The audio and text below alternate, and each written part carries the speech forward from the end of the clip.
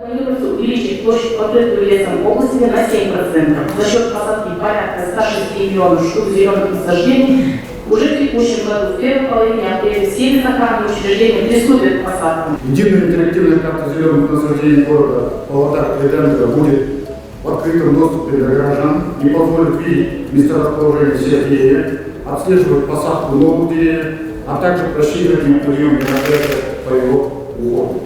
Вопрос о конституционных посадках – это очень важный, очень серьезный вопрос. Мы в прошлые как раз 3 года пытались эту работу наладить. Сейчас, благодаря интерактивной карте, это будет возможно. Будем реально видеть, сколько на вырубку и сколько компенсационная посадка. Завтра мы должны некий отчет там, ежеквартально, ежегодно, ежемесячно доводить для общественности вот это сальдо. Ваше поручение видео работу совета на принято решение проводить его не ежеквартально, как нас положили, ежемесячно проводим. Концептуально подходы сегодня, которые изложены, они проработаны, они не одного дня.